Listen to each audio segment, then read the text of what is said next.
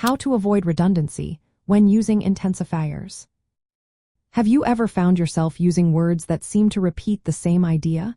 It can happen to anyone, especially when it comes to intensifiers. These are words that amplify the meaning of adjectives or adverbs like very, really, or extremely. While they can add emphasis, they can also lead to redundancy if not used carefully.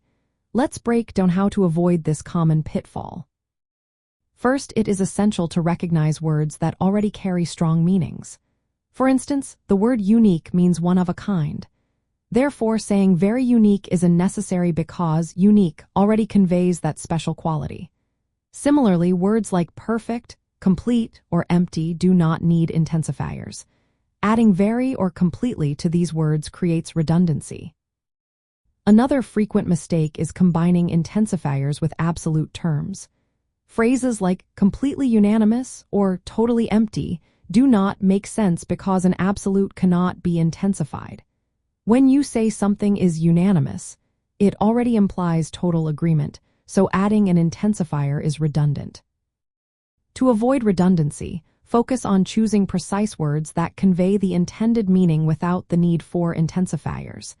Instead of saying very angry, you might use furious or enraged.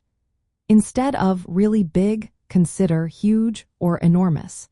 This not only eliminates redundancy but also enriches your vocabulary. In formal writing, it is often best to minimize or eliminate intensifiers altogether. They can weaken the impact of your writing and make it less concise. When you do use an intensifier, ensure it adds meaningful emphasis rather than repeating what the base word already conveys.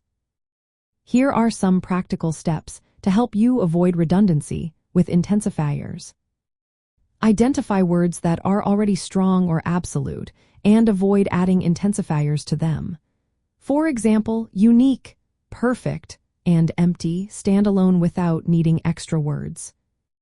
Replace weak adjectives paired with intensifiers with stronger adjectives. For example, instead of saying very happy, you could say ecstatic.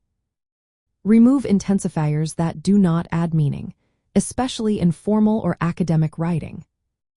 Review your phrases for pleonasms where extra words repeat the same idea unnecessarily.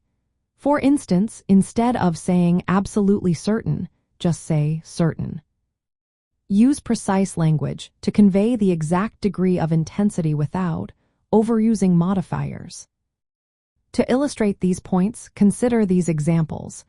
Saying she was very unique in her approach can be improved to she was unique in her approach. Instead of the room was completely empty, simply say the room was empty.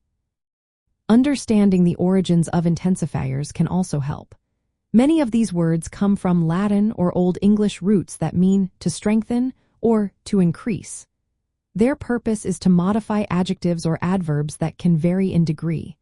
However, they should not modify absolute or non-gradable adjectives, which describe qualities that cannot be more or less. By choosing precise words, recognizing when a word is strong enough, and eliminating unnecessary modifiers, you can keep your language clear, effective, and concise.